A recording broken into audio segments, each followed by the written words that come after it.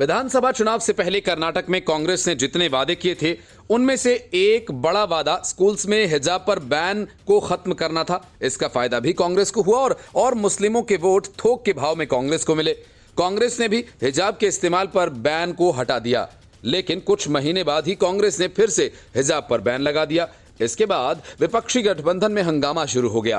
National conference के उमर अब्दुल्ला कांग्रेस के इस कदम से नाराज हैं और उन्होंने कांग्रेस को जमकर खरी खोटी सुनाई। कांग्रेस के इस फैसले को बीजेपी के नकल करने वाला बता डाला। अरविंद केजरीवाल, नीतीश कुमार, अखिलेश यादव के बाद उमर अब्दुल्ला के भी नाराज हो जाने से कांग्रेस अध्यक्ष मल्लिकार्जुन खड़गे और राहुल गांधी को कहा कि कर्नाटक सरकार अपने यहां लगे हिजाब बैन को रद्द करे।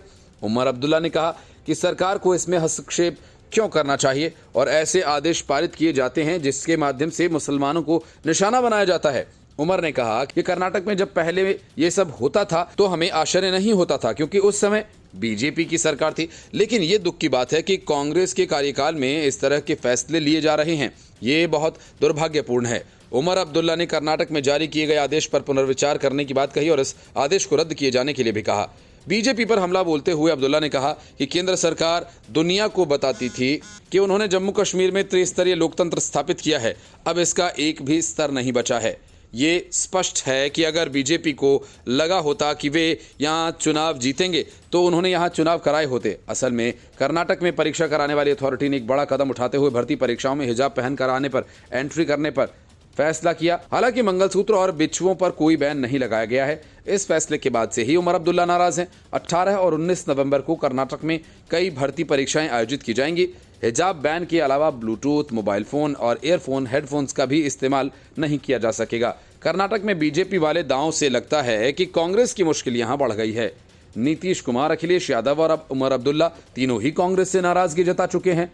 कर्नाटक में तो हिजाब बीते एक साल से सबसे प्रमुख मुद्दा रहा। सड़क से कोर्ट तक ये मुद्दा सबसे गर्म था।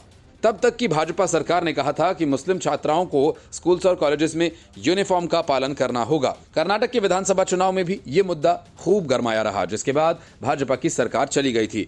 विपक्षी गठबंधन में मुंबई में मीटिंग के बाद सब बदल गया। नीतीश कुमार का ये कहना है कि कांग्रेस विधानसभा चुनाव में व्यस्त है, उसके पास गठबंधन के लिए वक्त नहीं है। इस बीच अखिलेश यादव भी कांग्रेस से नाराज हो गए, जो अब तक जारी है। अखिलेश यादव की कमलनाथ और यूपी कांग्रेस अध्यक्ष अजय राय से जुबानी जंग भी हुई। अभी भी अखिलेश खुश नहीं है। उन्होंने मध्य प्रदेश में साफ तौर पर लोगों से कांग्रेस को धोखेबाज बताते हुए वोट नहीं देने तक की अपील कर डाली। ये रिपोर्ट न्यूज़ ऑफ इंडिया।